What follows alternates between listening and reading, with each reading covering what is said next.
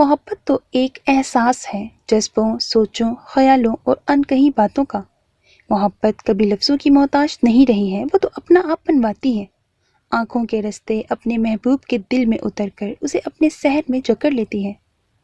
انسانوں نے محبت کو فتح نہیں کیا، محبت نے انسانوں کو فتح کیا ہے، جیسے سیر عالم کی محبت نے حور العین کو، اور داؤد آلف کی خاموش محبت نے نور العین کو۔ محبت ایک احساس بن کر داد کے دل میں ہمیشہ سے پلتا آ رہا تھا۔ جب جب وہ نور کو روتے، غصہ کرتے، مسکراتے، گالیاں دیتے دیکھتا آیا تھا، اس کے دل میں عجیب سی خواہش تھی کہ وہ اسے چڑھے، اور وہ اسے تنگ کر کے اس کی سوچوں میں محبت بن کر نہ صحیح چڑ بن کر چھایا رہے، اسے دیکھے تو مسکرائے، منہ کڑوا کر کے اسے بڑبڑا کر برا بھلا کہے۔ اسے بہت خوشی ملتی تھی اسے چڑھانے میں، اور وہ ایسا کرتا بھی تھا۔ اس کا مقصد بھی کامیاب رہا تھا، پر اس کی نظر آلف پر آ گئی، اور ہوٹل میں بھی اس کا دوسرا پلان تھا نور کو حور العین بنا کر ندیم کے سامنے لانے کا، اور اس کی نظروں سے خود کو اوجھل رکھنے کا۔ پر انسان کتنا بھی شاطر کیوں نہ ہو، کبھی کبھی قسمت کے سامنے ہار جاتا ہے، اور اس کا بھی پلان ہار گیا، اور وہ اس کے سامنے اس کی نظروں میں دوسری لڑکی کے انتہائی قریب کھڑا تھا۔ اسے غصہ تو بہت آیا جب اس کی آنکھوں میں کچھ نفرت تو کچھ خوف دیکھا۔ اس کا دل کیا اسے جھنجھوڑ کر کہے کہ وہ اس کا داد ہے جو تمہارے علاوہ کسی کو نہیں دیکھتا، پر وہ یہ نہ کر سکا، کیونکہ اس سے پہلے اس کو جو عزیز تھا وہ تھا سیر عالم۔ اس کا حکم اس کی آنکھوں پر ہوتا تھا، اور بے شک آنکھوں اور محبت کا بیچ میں گہرا تعلق ہے، جس طرح سیر سے اور نور العین دونوں سے اس کا تھا۔ دوسری بار نور کا سید عالم کے گھر آنا، اور پھر اسے آلف کے لیے آنکھوں میں خوف پھر اس نے آلف کے لیے اس کی آنکھوں میں خوف دیکھا تھا، تب بھی اسے اچھا نہ لگا، جس وجہ سے اس نے اسے منع کیا تھا وہاں آنے سے، کیونکہ داؤد آلف کا تو ٹھکانہ ہی وہی تھا۔ اگر اچانک ہی وہ اسے داد کی حالت میں دیکھ لیتی تو کیا ہوتا؟ وہ تو سیدھا برہان سے رابطہ کرتی، یا پھر آلف کو اسے کڈنیپ ہی کرنا پڑتا، جو وہ ہرگز نہیں کر سکتا تھا، کیونکہ اس کی نظر میں محبت کا معنی ہی محبوب کی عزت کرنا ہے، تو وہ کیسے اسے ہرٹ کرتا؟ وہ تو اپنے سچے اور کھڑے جذبوں سے اسے پانا چاہتا تھا، نہ کہ زبردستی۔ پھر اسے انتظار کرتے بس سٹاپ پر دیکھا، تب بھی اسے نہ رہا گیا، اور وہ اسے لے کر آ گیا، کیونکہ اس کی جان کو خطرہ ہو سکتا تھا۔ وہ حور العین جیسی تھی، سوائے ایک دل اور قد کے جو ان دونوں میں فرق رکھتا تھا، اور پھر آخر کار اس نے اسے قتل کرتے بھی دیکھ لیا تھا، اور تب اس کی جو حالت تھی، داد کو رہ رہ کر خود پر غصہ آ رہا تھا، پر اس کا کام ضروری تھا، کیونکہ اگر وہ وقت پر اپنا کام سر انجام نہ دیتا تو پتہ نہیں کتنی عورتیں اور بہنیں اپنی جان سے ہاتھ دھو بیٹھتی خودکشی کر کے۔ تب بھی وہ ہچکچایا نہیں، اور اسے سیڑھیاں چڑھتا دیکھ کر بھی وہ انجان بن گیا اور اپنا کام کرنے لگا۔ اور پھر آخر کار داد نے جیت لیا اسے۔ جب برہان کے ساتھ نکاح کا سنا تھا تو اس کی شوق نگاہ اپنی طرف اٹھتی پائی تھی۔ شوق مطلب وہ جو شوق نہیں ہوتا، شوق نہیں، شوق، ٹھیک ہے۔ تبھی اس کے اندر بیٹھے محبت کے پرندے نے نور العین کے دل میں چھپے داد کے نام کے اس پرندے کو ڈھونڈ لیا تھا، اور جب وہ اس کے سامنے آئی اور اس کی آنکھوں سے جدا ہونے کا ڈر آنسوؤں کے رستے نکل کر اس کے گال پر پھسلا تھا، تب داد کو دلی سکون ملا۔ آخر کار اس کی محبت نے اپنا رنگ دکھا ہی دیا تھا، اور اس نے سب کچھ اپنے رب پر چھوڑ دیا کہ اگر اس کی محبت اپنا رنگ دکھا گئی ہے تو وہ اسے پا کر ہی رہے گا، اور اسے اپنے نام کرے گا بغیر کسی زور زبردستی کے۔ سعید نے کہا تھا کہ وہ یہ نکاح رکوا کر ہی رہے گا، پر داد ڈٹ گیا تھا اس کے سامنے کہ جو ہو رہا ہے اسے ہونے دیا جائے۔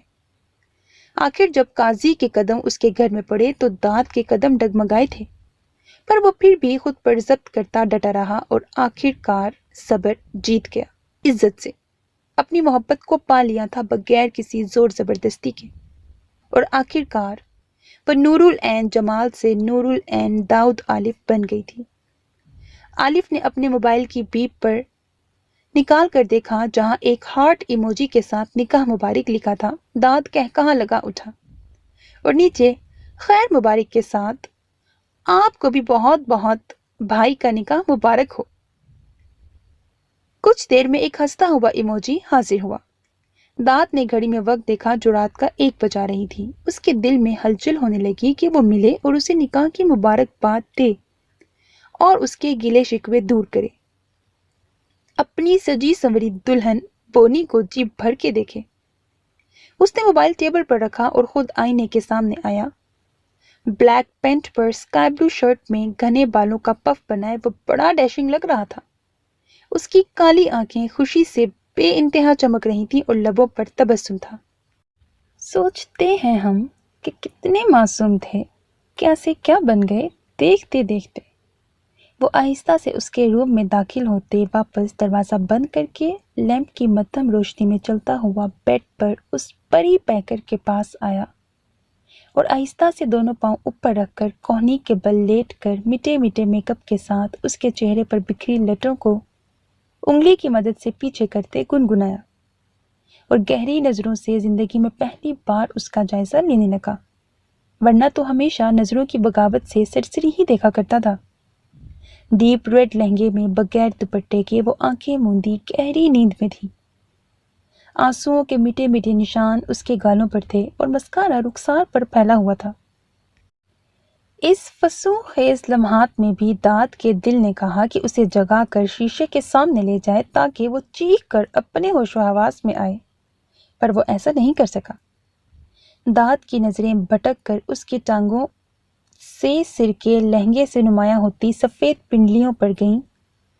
اس کے اندر جذباتوں کے طوفان نے شور مچا دیا اور اسے پچھتاوا ہونے لگا کہ شاید اسے اس وقت نہیں آنا چاہیے تھا۔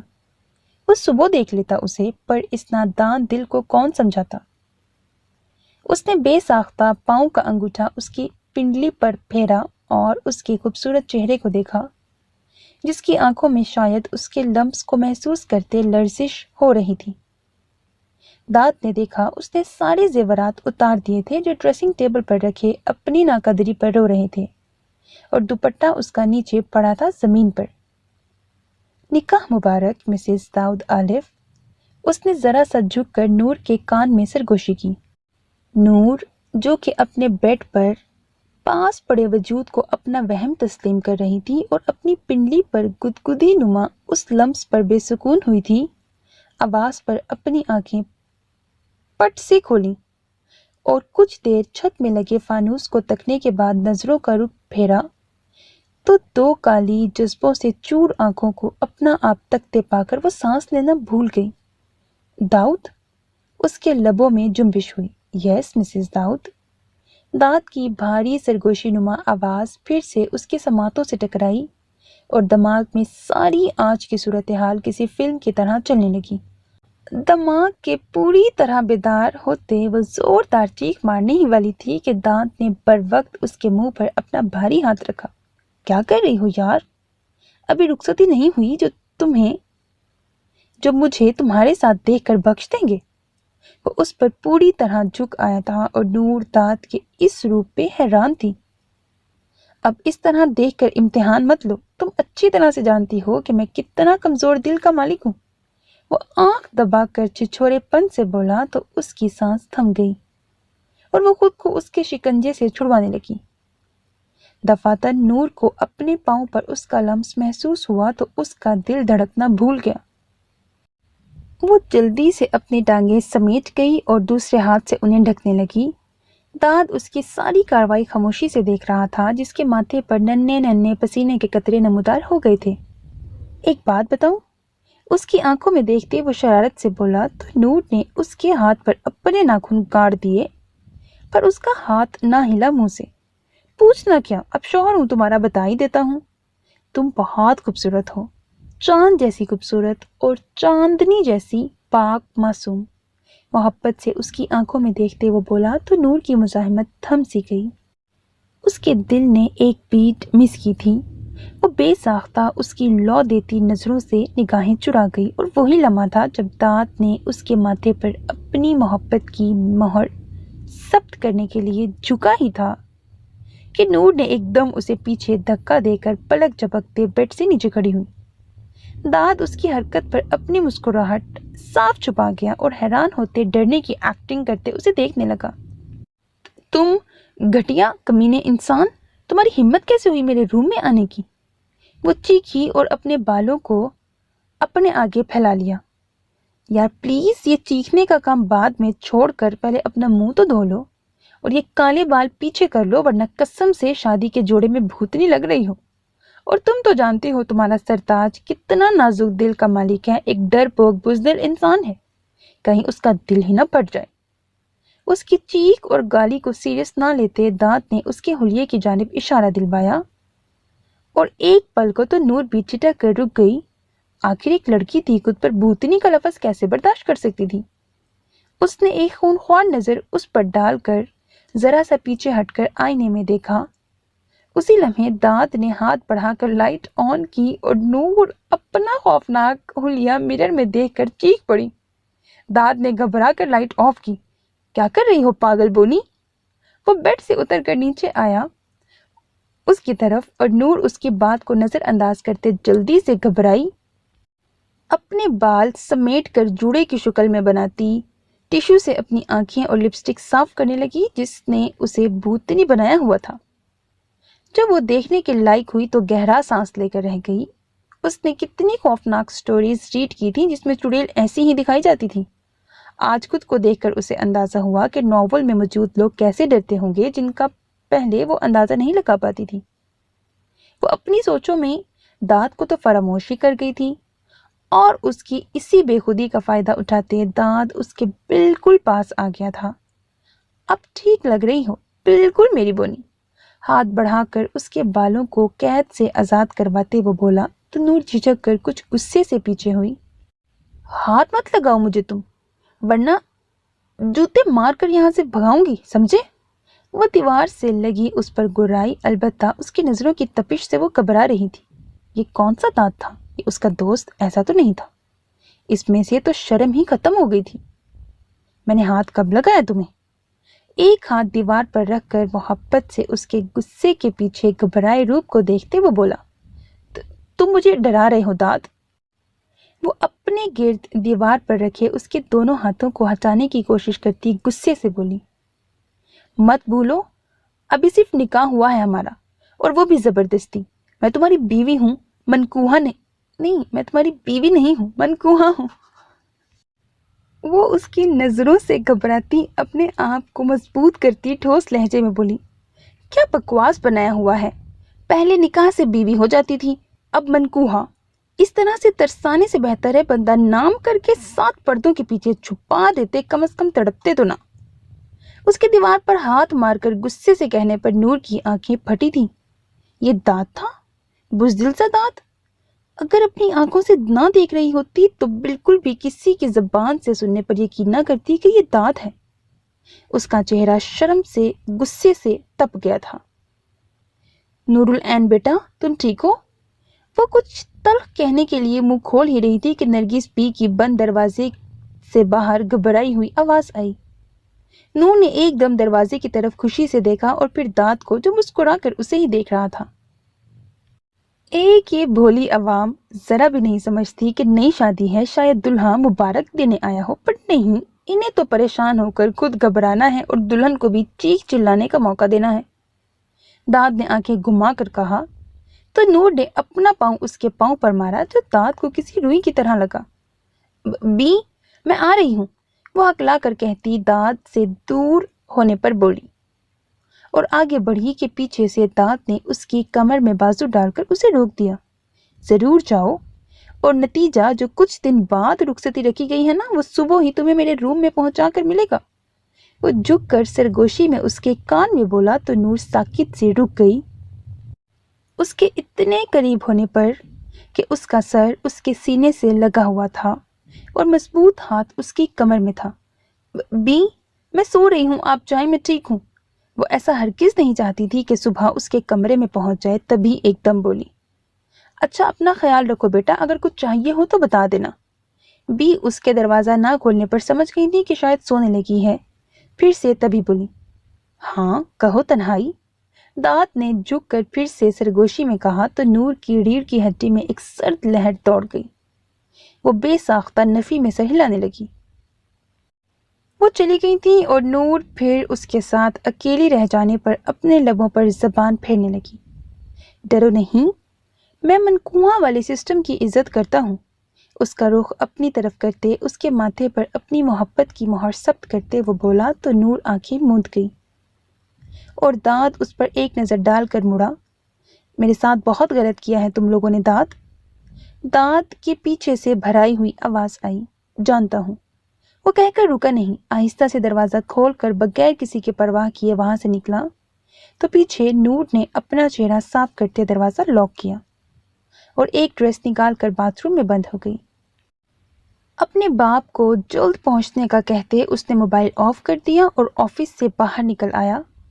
ڈرائیور کو اس نے منع کر کے خود گاڑی ڈرائیو کرتے آفس کی حدود سے دور نکل آیا اور ایسے ہی راستوں پر اپنی گاڑی چلانے لگا۔ یہ تو طے تھا کہ اسے نکاح میں نہیں جانا تھا، کیونکہ وہ اپنی خوشی کے لیے اپنے بھائی کی خوشی ہڑپ نہیں سکتا تھا۔ اگر اسے معلوم نہ ہوتا کہ داد نور العین سے محبت کرتا ہے تو شاید وہ حور کو واپس لانے کے لیے یہ کر جاتا، پر یہ جانتے بوجھتے وہ ایسا قدم ہرگز نہیں اٹھا سکتا تھا۔ وہ اپنے بنگلے پر آیا اور چینج کر کے جب کک نے ڈنر ریڈی ہونے کی اطلاع دی تو وہ ڈنر کرنے کے بعد پستول بیلٹ میں لگا کر گاڑی کی کیز اٹھائے وہاں سے اپنی ذاتی گاڑی میں نکل آیا۔ اس کا رخ ساحل سمندر کی طرف تھا۔ موبائل آف کر کے وہ اپنے روم میں ہی چھوڑ آیا تھا۔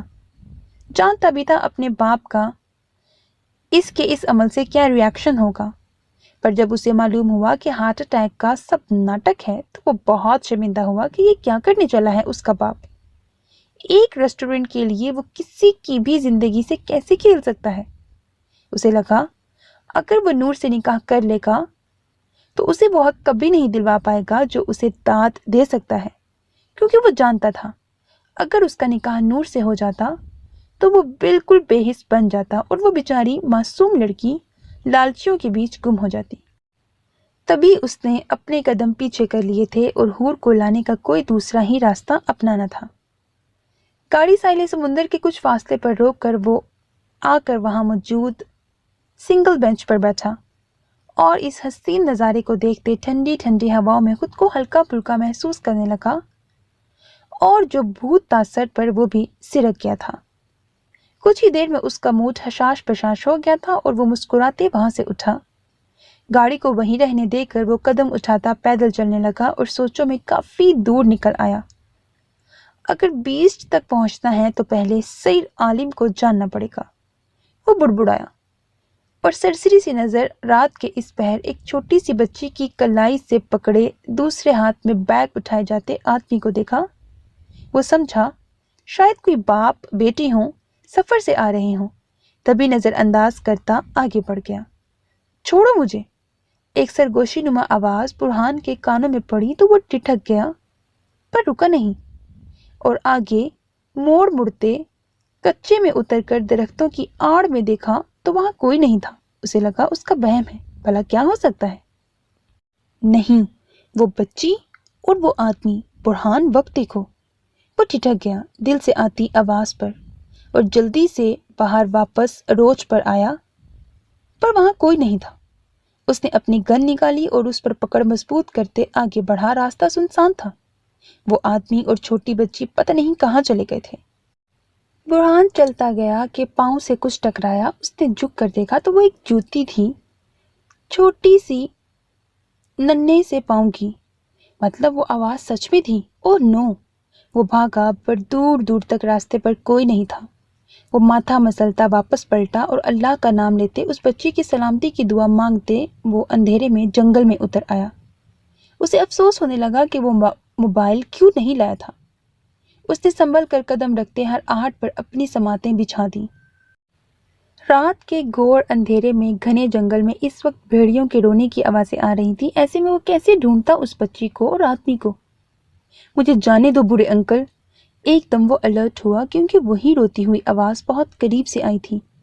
بکواس بند کر ورنہ ابھی کاٹ دوں گا، ایک مردانہ آواز آئی۔ برہان گن بلند کرتا اس آواز کے تعاقب میں آیا تو ٹھٹک گیا اور جلد ہی درخت کی آڑ میں ہو گیا۔ سامنے ہی مدھم ٹارچ کی روشنی میں زمین پر وہ آدمی بیٹھا، اس بچی کے ہاتھ منہ باندھ کر اب شراب نکال کر پینے لگا تھا۔ برہان کی آنکھوں میں خون اتر آیا جب وہ آدمی گھونٹ بھر کر بوتل رکھتے اس معصوم کو زمین پر دھکا دے کر اپنی درندگی کا نشانہ بنانے ہی والا تھا۔ برہان کا چہرہ سب سے سرخ ہو گیا اور اس نے ایک دم باہر نکل کر اس بچی پر جھکتے اس آدمی کی گردن کا نشانہ لیا۔ ٹھا کی آواز پورے جنگل میں دھماکہ بن کر گونج اٹھی اور ساتھ ہی آہ بھی بلند ہوئی۔ اس بچی کا چہرہ سفید پڑ گیا اور آنکھیں پھٹ پڑیں۔ وہ زمین پر ہاتھ پاؤں باندھے پڑی تھی۔ اس اچانک سامنے آ جانے والے وجود کو دیکھنے لگی۔ برہان اس آدمی پر ایک کے بعد ایک فائر کرتا اسے بھاگنے کا موقع دیے بغیر اسے ہلاک کر چکا تھا، اور پھر اس بچی کے پاس آیا، اسے زمین سے گود میں اٹھایا۔ وہ کوئی 10 سال کی کمزور جسم کی مالک تھی اور بغیر مزاحمت کے اس کی گود میں تھی، شاید ابھی تک خوف کے حصار میں تھی۔ وہ جنگل سے اسی راستے باہر نکلا اور سڑک پر آیا اور اسے باہوں میں اٹھائے واپس ساحل سمندر پر اس بینچ پر بٹھا کر اس کے ہاتھ منہ پاؤں کھولے اور جلدی سے اپنی گاڑی سے پانی کی بوتل لے کر آیا۔ آپ بیسٹ ہیں؟ منہ کھولنے کے بعد اس چھوٹی سی بچی نے گہرے سانس بھر کر نیچے اس کے سامنے بیٹھے برہان سے معصومیت سے پوچھا۔ کیوں؟ برہان نے اس کے پاؤں دیکھتے الٹا اس سے سوال کیا۔ کیونکہ بچوں کو تو وہی بچاتا ہے، ورنہ آج وہ برے انکل مجھے کھا جاتے، وہ کہتی ہاتھوں میں منہ چھپا کر رونے لگی۔ برہان کے ہاتھ ساکت ہو گئے اور اس نے ٹارچ بینچ پر رکھ کر اسے دیکھنے لگا، جو اپنے چھوٹے چھوٹے ہاتھوں میں منہ چھپائے رو رہی تھی۔ کتنی معصوم تھی، نہیں جانتی تھی کہ اس پر کون سی قیامت ٹوٹنے والی تھی۔ وہ اٹھ کر اس کے پاس بیٹھا اور اسے سینے سے لگا لیا۔ پتہ نہیں ایسی کتنی معصوم پریوں کو درندے اپنی ہوس کا نشانہ بنا چکے ہوں گے، اور ان کی تو کسی نے آہ پکار سنی ہوگی کہ نہیں۔ کیا ان کے لیے کوئی بیسٹ یا انسان آیا ہوگا بچانے؟ نام کیا ہے پری کا؟ اس کا چہرہ اپنے مضبوط ہاتھوں کے پیالے میں بھر کر پوچھا تو پری لفظ پر وہ سوں سوں کرتی برہان کو دیکھنے لگی۔ مسکان، اپنی میٹھی آواز میں وہ بولی اور چھوٹے کمزور ہاتھوں سے آنکھیں صاف کرنے لگی۔ برہان نے اسے دیکھا۔ کیا ہر مسکان نام والی لڑکی کا مسکان سے کوئی رشتہ نہیں تھا؟ کہاں رہتی ہو اور اس برے آدمی کے پاس کیسے آئی؟ اسے پانی کی بوتل تھما کر وہ بولا اور اس کی پیٹھ اور بالوں سے مٹی صاف کرنے لگا۔ اسلام آباد میں رہتی ہوں، اپنے ماموں کے گھر میں، اور اپنے امی ابو کے پاس جا رہی تھی کہ اس برے انکل نے پوچھا اور میں نے بتایا تو انکل نے کہا میں بھی انہی کے پاس جا رہا ہوں، وہ مجھے چھوڑ دیں گے، تو میں ان کے ساتھ آ گئی، پر انکل پتہ نہیں کہاں کہاں گھما رہے تھے، اور پھر 2 دن کے بعد یہاں لے کر آ گئے۔ ابھی وہ مجھے کھانے والے تھے کہ آپ آ گئے اور اسے مار ڈالا۔ وہ سر جھکائے بتانے لگی اور برہان اس کے سر کو تکنے لگا۔ تمہارے امی ابو کہاں ہیں اور تم ماموں کے گھر سے کیوں نکلی؟ وہ جانتا تھا اس کا سوال ٹھیک نہیں، اس سوال پر جاننا اس کے لیے ضروری تھا۔ مامی مارتی ہیں کام نہ کرنے پر، اور رزو میرے ساتھ گندی گندی گیمز کھیلتے ہیں، مجھے نہیں پسند وہ گیمز، وہ سر نفی میں ہلاتی بولی، اور برہان نے سمجھتے ہوئے ضبط سے اپنے لب بھینچے۔ اور اس دن مامی نے مجھے برتن نہ دھونے پر بہت مارا اور کھانا بھی نہیں دیا۔ مجھے بہت بھوک لگی تھی اور کوئی کھانا بھی نہیں دے رہا تھا۔ میں نے رزو سے کہا کہ کھانا دو، تو وہ بولا پہلے میرے ساتھ گیم کھیلو، میں نے انکار کر دیا اور پھر اس نے مجھے بہت مارا، اسی لیے میں وہاں سے بھاگ آئی۔ سب کہتے ہیں میری امی اور ابو اللہ میاں کے پاس رہتے ہیں اور مجھے بھی وہیں جانا ہے، لیکن انکل نہیں لے کر گئے، انہوں نے جھوٹ بولا اور یہاں لے کر آ گئے۔ برہان نے ایک گہرا سانس خارج کیا۔ رزو کون ہے اور کتنا بڑا ہے تم سے؟ اسے اپنے ساتھ لگاتے اس نے پوچھا۔ رزو ماموں کا بیٹا ہے، اصل میں اس کا نام رضوان ہے، پر مامی اور سب اسے رزو کہتے ہیں۔ وہ بہت بڑا ہے اور اسکول بھی جاتا ہے، کبھی کبھی مجھے بھی پڑھاتا ہے اور کھانا بھی دیتا ہے۔ چھوٹی سی مسکان اس انجان آدمی کو دیکھتی بولی، جو بیسٹ تو نہیں تھا پر اسے اس برے انسان سے بچا لیا تھا۔ کیا آپ مجھے میری امی ابو کے پاس پہنچا دیں گے؟ مجھے ان کے ساتھ رہنا ہے۔ امی مارتی بھی نہیں تھیں اور بابا پیسے بھی دیتے تھے گڑیا لینے کے لیے، اب کوئی نہیں دیتا، وہ رونے لگی۔ برہان کا دل بھی بوجھل ہو گیا۔ وقت زیادہ دیکھ کر وہ اٹھا اور اسے بھی اٹھایا گود میں۔ ٹارچ ہاتھ میں لے کر وہ اپنی گاڑی کی طرف بڑھا اور فرنٹ سیٹ کا ڈور کھول کر اس معصوم پری کو اندر بٹھایا اور دوسری طرف سے خود آ گیا۔ یہ آپ کی ہے؟ چھوٹی سی مسکان کی حیرت بھری آواز گاڑی کی فضا میں گونجی۔ برہان نے نرمی سے مسکراتے ہاں میں سر ہلایا۔ اوہ، تو آپ بڑے صاحب ہیں؟ وہ بولی تو برہان ہنس دیا۔ نہیں، میں تو چھوٹا صاحب ہوں بھائی۔ اس نے ایک نظر اس کے معصوم چہرے پر ڈال کر گاڑی سٹارٹ کر دی۔ ہم کہاں جا رہے ہیں؟ میرے امی ابو کے پاس؟ وہ آس اور خوشی سے پوچھنے لگی۔ برہان خاموش ہو گیا۔ کیا کہتا؟ جہاں اس کے امی ابو ہیں وہاں جانا اس کے بس کی بات نہیں تھی اور اسے بھیجنا بھی نہیں چاہتا تھا۔ جواب نہ ملنے پر وہ خاموش ہو گئی اور شاید تھکی ہوئی بھی تھی، تبھی وہ بیٹھے بیٹھے ہی سو گئی۔ برہان آہستہ آہستہ گاڑی ڈرائیو کرنے لگا اور جب اپنے بنگلے کے سامنے پہنچا تو گارڈ نے اس کے لیے گیٹ کا دروازہ کھولا۔ وہ اندر داخل ہوا اور پارکنگ میں گاڑی پارک کرتے باہر نکل کر دوسری طرف آیا اور آہستہ سے اس بچی کو نکالا۔ گارڈ کی نظر اپنے صاحب کے پاس موجود بچی پر گئی تو سب ایک دوسرے کو دیکھنے لگے۔ سر، آپ کے بھائی آئے تھے داؤد آلف آپ سے ملنے، پر آپ نہیں تھے تو وہ چلے گئے۔ ایک گارڈ نے آگے بڑھ کر سلیوٹ کرتے برہان کو بتایا تو برہان سر ہلاتا اندر چلا گیا۔ روم میں آ کر برہان نے اسے آہستہ سے بیڈ پر ڈالا اور پھر لائٹ آن کی۔ اس کی نظریں بے ساختہ اس کے چہرے کی جانب اٹھیں اور ہونٹوں پر مسکراہٹ آ گئی۔ شاید اس کی معصومیت نے ہی اس درندے کی آنکھوں میں اسے نمایاں کیا تھا۔ دو چوٹیاں بندھی ہوئی اور گندمی رنگت والی وہ کمزور جسم کی مالک معصوم سی مسکان برہان کو بڑی پیاری لگی۔ برہان نے اپنی شرٹ کی جانب دیکھا جہاں اس کے پاؤں سے نکلتے خون کے دھبے پڑ گئے تھے۔ اس نے جلدی ٹیبل کے دراز سے میڈیکل باکس نکالا اور اس کے پاؤں کے قریب بیٹھا۔ زخموں سے شاید اس کے پاؤں سن ہو گئے تھے یا اسے درد سہنے کی عادت پڑ گئی تھی کہ پاؤں میں لگے کانٹوں پر اف بھی نہیں کی پورے راستے، البتہ سکون سے سوتی رہی، جیسے ایسے درد سہ کر سونے کی عادت ہو چکی ہو۔ برہان نے افسوس کرتے اس کے ایک پاؤں کو آہستہ سے اٹھایا اور اس پر لگے ایک دو کانٹے نکال کر کاٹن پر ڈیٹول لگا کر اس کے پاؤں صاف کرنے لگا تو درد سے وہ آہ کرتی اٹھ بیٹھی۔ آپ صاحب کیا کر رہے ہیں؟ درد سے آنکھوں میں آتے آنسو جھپک کر وہ بولی۔ برہان اس کے صاحب کہنے پر مسکرا دیا۔ کچھ نہیں، کھانا کھاؤ گی؟ دونوں پاؤں پر ڈریسنگ کرتے اس کے ہاتھ چیک کرتے وہ بولا۔ آپ کھلائیں گے؟ وہ الٹا ڈر کر پوچھنے لگی۔ اور چوٹ نہیں لگی، بس پاؤں میں جوتی اتر جانے سے کانٹے لگے تھے۔ میں نے کہا تھا انکل سے میری جوتی گر گئی پر انہوں نے اٹھانے نہیں دی، اب میں کیا پہنوں گی؟ وہ ناک سکوڑ کر بولی۔ ضرور، اگر تم کھانا چاہو گی تو غریب کا کھانا تمہیں کھلاؤں گا۔ وہ میڈیکل باکس دراز میں رکھتے بولا تو اس کی آنکھیں پھیل گئیں۔ آپ اور غریب ہیں؟ ہاں ہاں ہاں۔ وہ اس کے روم کو دیکھتی ہنسنے لگی۔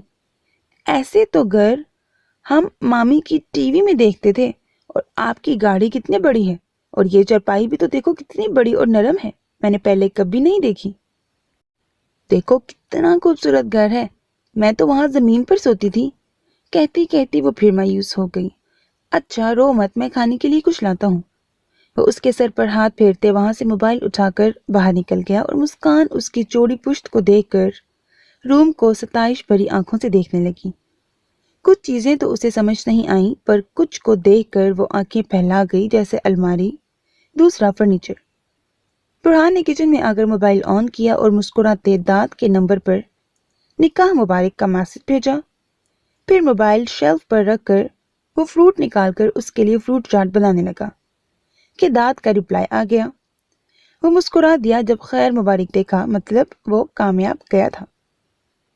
پھر ایک دو میسج کے ساتھ اپنے باپ کے نمبر پر سوری کا میسج سینڈ کرتے موبائل جیب میں ڈالتے ٹرے اٹھائے اپنے روم میں آیا۔ یہ کیا ہے؟ اتنے فروٹ کہاں سے آئے؟ چھوٹی سی مسکان فروٹ چاٹ میں کریم اور فروٹ دیکھ کر حیرت سے مختلف فروٹس کو دیکھ کر بولی۔ وہ اس کے ہینڈ واش کروا رہا تھا۔ یہ 10 روپے کے ہیں۔ منہ میں ڈالتے ڈالتے مسکان کا ہاتھ رکا۔ 10 روپے میں سب؟ وہ حیرت زدہ ہوئی۔ ہاں سب۔ نائٹ ڈریس نکالتے وہ ہنسا۔ ارے یہاں اتنے سستے ہیں۔ پھر میں نے 20 روپے جمع کیے ہیں، مجھے لا کر دے دیں تاکہ اماں کے پاس خالی ہاتھ نہ جاؤں۔ وہ کہتی جلدی سے اپنے دامن میں بندھی گرہ کو کھولنے لگی جس سے سکے بیڈ پر گرے۔ برہان الماری سے ٹیک لگائے اس کی کارروائی کو دیکھنے لگا۔ آپ کو پتا ہے یہ میں نے رزو اور دوسرے بچوں کے ہوم ورک کر کے کمائے ہیں، 2 روپے میں نے سوچا تھا اماں کو دوں گی، پر اب یہ آپ مجھے ان سے فروٹس لا کر دیجیے گا تاکہ اماں کو دوں، وہ خوش ہو جائیں گی، اللہ تعالیٰ کو بھی دوں گی۔ بابا نے تو میرے لیے گڑیا بھی لے کر رکھی ہوگی، میں نے انہیں کہا تھا۔ وہ خوشی سے اپنی ہی رو میں بولتی برہان کو دیکھنے لگی۔ ابھی رکھو، صبح لے کر دوں گا، وہ مسکرا کر کہتا باتھ روم میں بند ہو گیا۔ اگر وہ مضبوط اعصاب کا مالک نہ ہوتا تو شاید اس کا دل پھٹ جاتا۔ وہ فریش ہو کر آیا تو وہ پلیٹ کو انگلی گھما کر پھر اسے منہ میں ڈال کر چاٹ رہی تھی۔ برہان کو ہنسی آ گئی، جسے وہ خوبصورتی سے چھپاتا ٹرے اس کے سامنے سے اٹھانے لگا تو وہ مسکرا دی۔ آپ کے کھانے تو بہت اچھے ہیں اور بہت آسان بھی، صرف فروٹ ڈال کر اس میں آٹا ڈالا ہے نا؟ اس کی پشت کو دیکھتے وہ بولی تو اس بار برہان کہاں لگا اٹھا۔ ہاں آٹا زیادہ ہو گیا تھا تو ڈال دیا، کیسا لگا تمہیں؟ بمشکل مسکراہٹ روک کر وہ مڑا اور شرارت سے پوچھا۔ اس کے کہکہے پر وہ جھینپ گئی۔ وہ صاحب مجھے زیادہ نہیں معلوم، کبھی کھانا بنایا نہیں۔ وہ اپنی صفائی دینے لگی تو برہان سر ہلا کر ٹرے ٹیبل پر رکھ کر خود صوفے پر آ کر لیٹ گیا۔ عمر دیکھو اور کھانا بنانے کا سوچ رہی تھی۔ آپ یہاں کیوں سو رہے ہیں صاحب؟ یہ تو آپ کی چرپائی ہے، آپ یہاں آ جائیں، میں نیچے سو جاؤں گی۔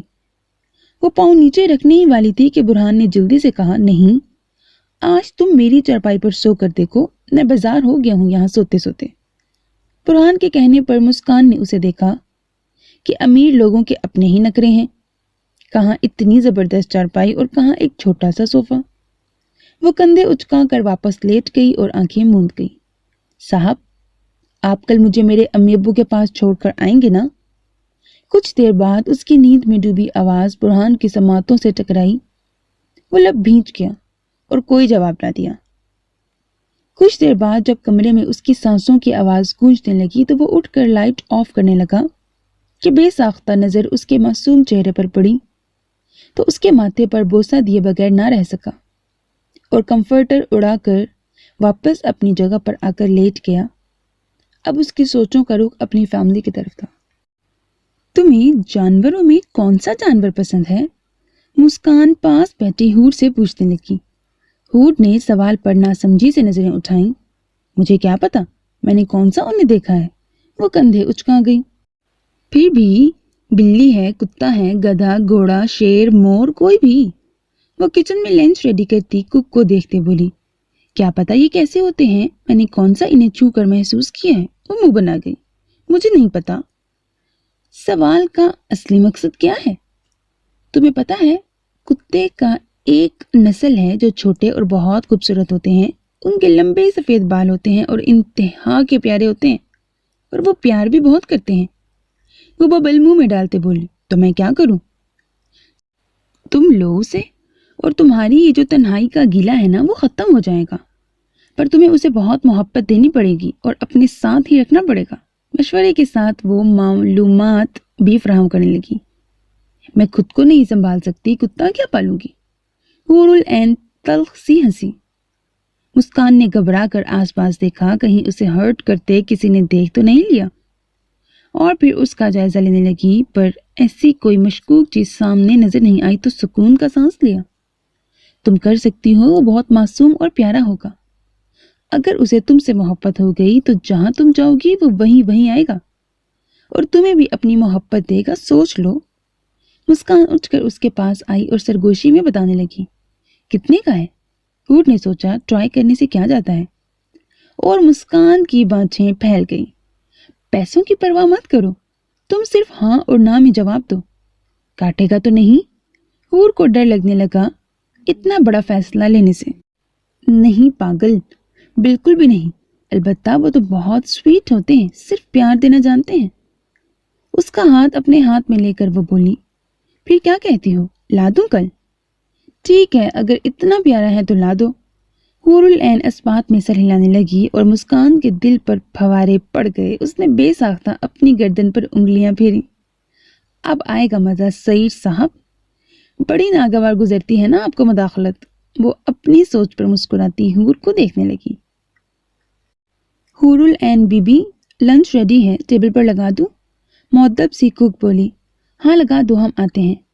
وہ صوفے پر ہاتھ رکھ کر اٹھی، ساتھ مسکان بھی تھی۔ وہ چلتی ڈائننگ ٹیبل پر آئی اور ایک چیئر گھسیٹ کر بیٹھی۔ مسکان اس کے پیچھے ہی تھی۔ اس کے بیٹھنے کے بعد خود بھی بیٹھ گئی۔ کوک حور العین کے سامنے اپنا بنایا گیا لنچ پیش کرنے لگی۔ بس مسکان نے دیکھتے پھر اسے روکا اور حور کو چمچ پکڑایا۔ وہ مسکراتی کھانے لگی اور مسکان بھی اپنی پلیٹ میں کھانا نکال کر کھانے لگی۔ اب میں جاتی ہوں حور العین بی بی۔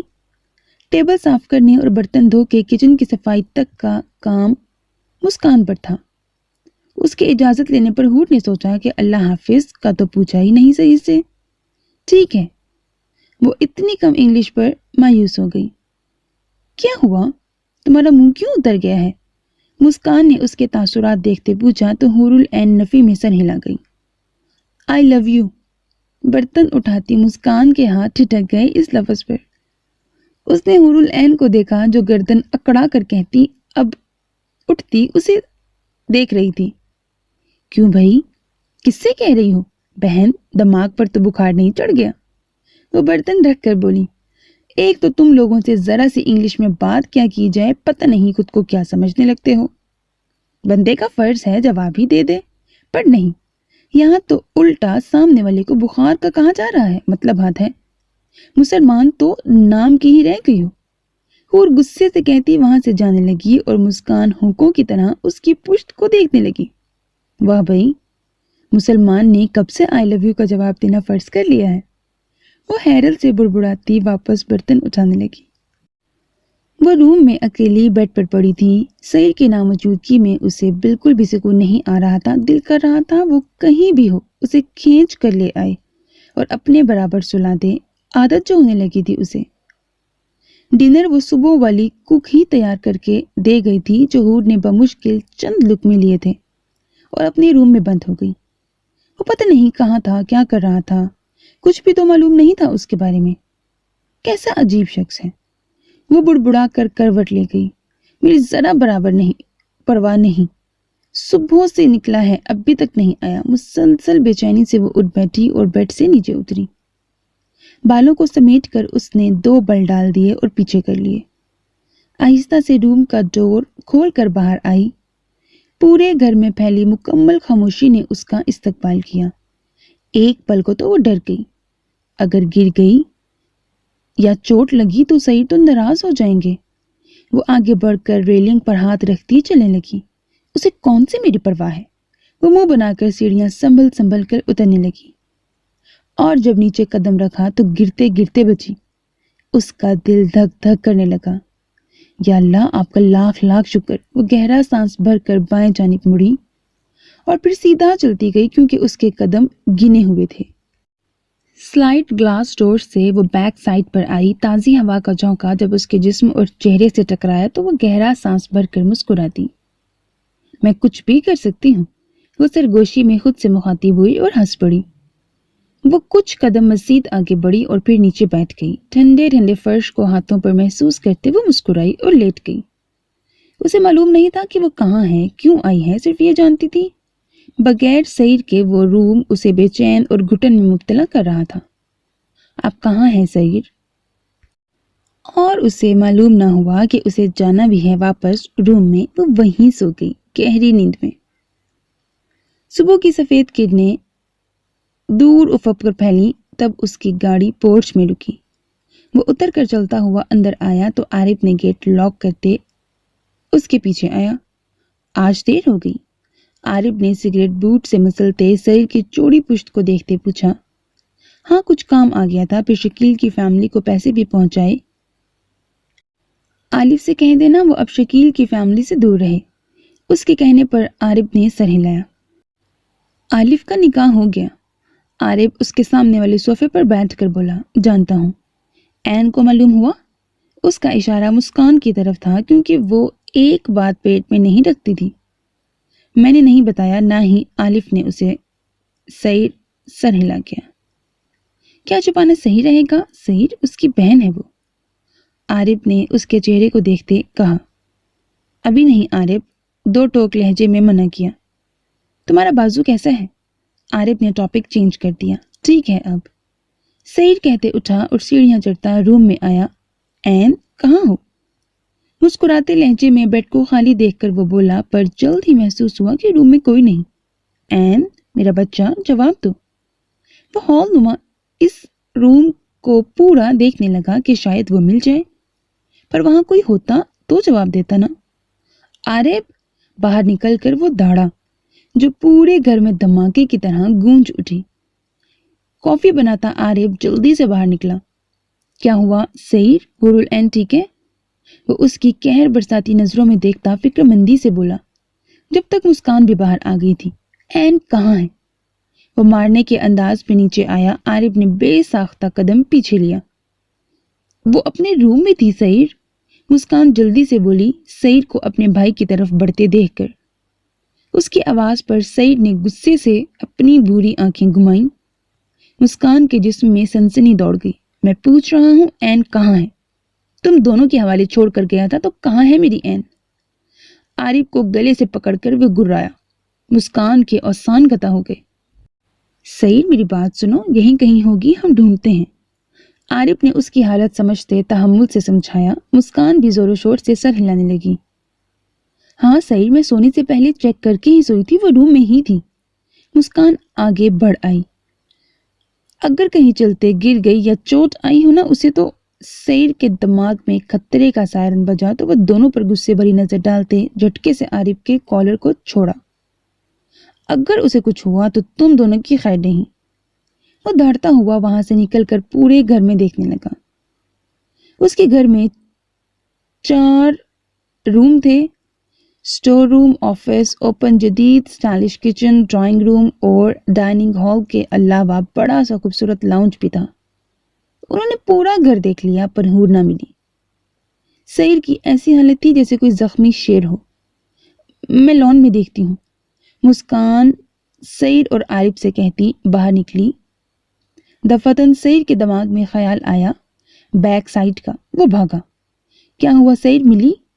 सईद को बैक साइड पर ग्लास डोर के उस पार बुद्ध बना देखकर आरिफ बोला, तुम दोनों जाओ यहां से। उसने मुड़कर आरिफ के आने से पहले ही कहा तो आरिफ उसके संजीदा चेहरे को देखकर सर हिला गया और वापस मुड़ गया। उसके लिए यही शुक्र की बात थी कि वो मिल गई थी। बाहर भी नहीं आरिफ। हाँपती कांपती मुस्कान दौड़ कर अंदर आई। कहाँ चली गई ये पागल लड़की? वो माथा मसलती बोली, मिल गई है, सईद है उसके पास।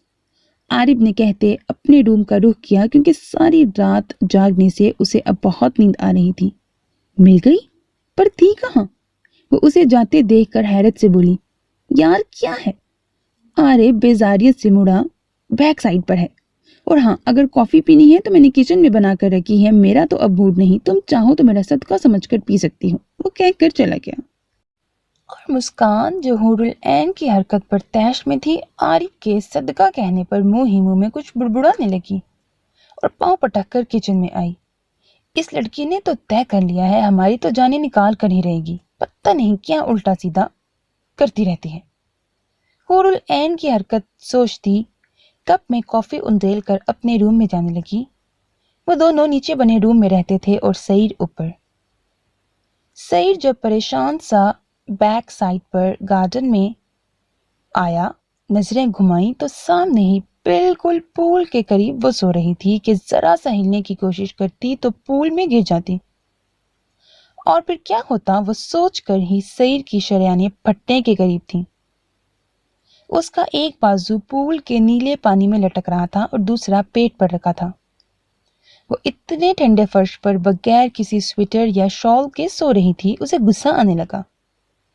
सईद चलता उसके करीब आया और घुटनों के बल बैठकर पूल से उसके काले बाल निकाले। سرد ہوا لگنے سے شاید اسے سردی لگ رہی تھی، جس وجہ سے وہ خود میں سمٹ گئی تھی۔ سعید نے نظریں اس کی کمر سے چرا کر چہرے کو دیکھا، جہاں معصومیت کا جہاں آباد تھا۔ اسے سمجھ نہ آئی وہ کیوں یہاں سو رہی ہیں اور کب سے۔ وہ مسکراتا اپنے پاؤں کو بوٹ کی قید سے آزاد کروانے لگا اور دور رکھے۔ پھر کوٹ اتار کر شرٹ کے بٹن کھولتے، ٹائی کے ساتھ بیلٹ، موبائل، سب کچھ دور ٹیبل پر رکھ دیا۔ اب وہ تھا اور اس کی عین جو میٹھی نیند کے مزے لے رہی تھی، سب کو پریشان کر کے۔ اس کا مضبوط چوڑا جسم کسی باڈی بلڈر کی طرح لگ رہا تھا اور 6 فٹ سے نکلتا قد ایک پر اسرار سحر انگیز شخصیت کا مالک تھا۔ وہ آہستہ سے مسکراتا پول میں اترا اور تیرتا حور العین کے بالکل پاس آ کر رکا اور کنارے پر اپنے مضبوط بازو ٹکا کر ایک ہاتھ اپنے چہرے پر پھیرتے بالوں کو پیچھے کر گیا۔ اس نے سرگوشی میں پکارا اور کچھ ٹھنڈے پانی کی چھینٹیں ماری۔ این حور العین پانی کی چھینٹوں پر کسمسا کر دوسری طرف کروٹ بدل گئی۔ اب سعید کی طرف اس کی پیٹھ تھی۔ وہ بیبی پنک کلر کے اپنی سکن جیسے سلک کے نائٹ سوٹ میں ملبوس تھی اور کالے بال فرش پر پھیلے ہوئے تھے۔ سعید مسکراتے واپس پانی میں سوئمنگ کرنے لگا اور کچھ دیر بعد نکل کر پول میں سیدھا کھڑا ہوا تو اس کے بھیگے جسم پر چھوٹی چھوٹی پانی کی بوندیں چپکی ہوئی تھیں۔ وہ دونوں ہاتھوں سے اپنے بالوں کو پیچھے کرتے حور کی طرف آیا جو ابھی بھی سو رہی تھی۔ سعید نے اپنا ہاتھ اس کی کمر میں ڈالا اور اسے اپنی طرف کھینچا۔ جب وہ پول کے قریب ہوئی تو سعید نے اسے اپنے بازو میں اٹھا لیا۔ کون ہے؟ حور نے ایک دم گھبرا کر آنکھیں کھولی۔ نیند تو جیسے بھاگ گئی تھی اور وہ وحشت زدہ سی ہو گئی۔ تمہارا شوہر، سعید پانی میں کنارے سے پیچھے ہوتے بولا تو اس کی آنکھوں میں سکون اتر آیا۔ آپ بھیگے ہوئے کیوں ہیں سعید؟ اس کے سینے پر اپنا ہاتھ رکھتے وہاں بھیگا پن محسوس کرتی وہ ناسمجھی سے بولی، نہا کر آئے ہیں؟ وہ سعید کے بلند بازوؤں میں تھی تبھی سمجھ نہیں پا رہی تھی کہ وہ کہاں ہے۔ نہیں، سعید نے مسکراتے اس کے گلابی چہرے کو دیکھتے کہا اور اسے تھوڑا سا نیچے کیا کہ اس کی پشت اور بال پانی میں گھوم گئے۔ وہ بل کھا کر اوپر ہوئی۔ سعید، روم میں سیلاب آ گیا ہے سعید۔ اس کا دل دھک دھک کرنے لگا اور وہ چیخ کر بولی۔ سعید نے بمشکل اپنا کہکہا دبایا اور پھر اسے تھوڑا سا نیچے کیا۔ وہ ٹھنڈے ٹھنڈے پانی کو صبح سویرے اپنے جسم پر محسوس کرتی بے تحاشا چیخنے لگی، سیلاب سیلاب، سعید بچاؤ۔ وہ ہاتھ پیر مارتی مسلسل چلانے لگی۔ ہاں ہاں ہاں۔ اب کی بار سعید اپنا کہکہا دبا نہ سکا اور اسے سیدھا کھڑا کرتے اپنے مقابل کیا۔ یہ سیلاب رات کو ہی آ چکا ہوتا سعید کی جان، وہ مسکراتا بولا اور اسے دیکھنے لگا جو حیران شوق سی ایک بازو اس کے گر ڈالے دوسرے ہاتھ سے پانی کو چیک کر رہی تھی۔ ہم کہاں ہیں سعید؟ اسے لگا اس کا کوئی خواب ہے، پر اس کے پاؤں نیچے زمین میں تھے اور وہ سعید کے سہارے پانی میں کھڑی تھی جو اس کی کمر سے اوپر آ چکا تھا۔ ہم سوئمنگ پول میں ہیں ڈارلنگ۔ وہ اس کی کمر کو دونوں ہاتھوں سے پکڑ کر کھڑا تھا اور حور نے سنتے ہی خوف سے دوسرا ہاتھ بھی اس کے گرد کیا اور اسے مضبوطی سے جکڑ لیا۔ ہم یہاں کیا کر رہے ہیں؟ وہ کچھ ڈوبنے کے خوف سے تو کچھ اتنی ٹھنڈ میں پانی میں ہونے کی وجہ سے غصے سے بولی۔ اور ٹائم کیا ہوا ہے؟ غصے ضبط کرنے سے اس کا چہرہ سرخ پڑ گیا تھا جو سعید کو انتہائی پیارا لگ رہا تھا۔ میرا بچہ، ہم پول میں ہیں اور میری گھڑی، شرٹ، موبائل سب کچھ باہر ہے۔ اندر صرف ہم دونوں کو ہی آنے کی اجازت ملی ہے، تو پھر وقت کیسے بتاؤں؟ اور یہاں میں نہیں، تم مجھے لائی ہو اپنے قریب کرنے کے لیے، سعید کہتے ہوئے اس پر جھکا تھا۔ وہ کانپ کر رہ گئی اور اسے یاد آیا کہ یہاں تو وہ خود ہی آئی تھی اور بیٹھے بیٹھے ہی سو گئی، تو کیا وہ ساری رات ادھر ہی سوئی ہوئی تھی؟ وہ ابھی سوچ ہی رہی تھی کہ سعید نے اس کے ساتھ ہی ایک ڈبکی لگائی۔ حور کی آنکھیں پھٹ گئی۔ سعید! اپنے ناک میں پانی جانے سے وہ خوف زدہ ہوتی لمبے لمبے سانس لینے لگی۔ آئی لو یو سعید کی جان، اس کے کان پر اپنے لب رکھ کر اس نے کہا، تو اس حالت میں بھی حور سر ہلانے لگی۔ I love you too. سعید جو کہنے کے لیے جھکا تھا، حور نے ایک دم اس کے گلے میں باہیں ڈالی اور وہ جیسے اوپر ہوا تو وہ بھی بلند ہو گئی۔ اپنے تحت اس نے سلام کا جواب دیا تھا جو ہر مسلمان پر فرض تھا۔ سعید نے اس کے جواب پر نظریں گھمائی، مطلب وہ اس کی محبت کا نہیں، سلام کا جواب دے رہی تھی۔ چلیں پلیز۔ اس کے ہونٹوں کا لمس خود پر محسوس کرتے وہ سمٹ گئی۔ ٹھنڈی ٹھنڈی ہوا کی لہر دونوں کے جسم سے ٹکراتی حور کو کپکپانے پر مجبور کر رہی تھی۔ اس کے بھیگے لمبے بال اس کی گردن اور پشت پر چپک گئے تھے۔ تم یہاں کیوں آئی تھی این؟ اس کی گرم سانسیں حور اپنے چہرے پر محسوس کرتے آواز پر اپنی لب دبا گئی۔ مجھے روم میں نیند نہیں آ رہی تھی۔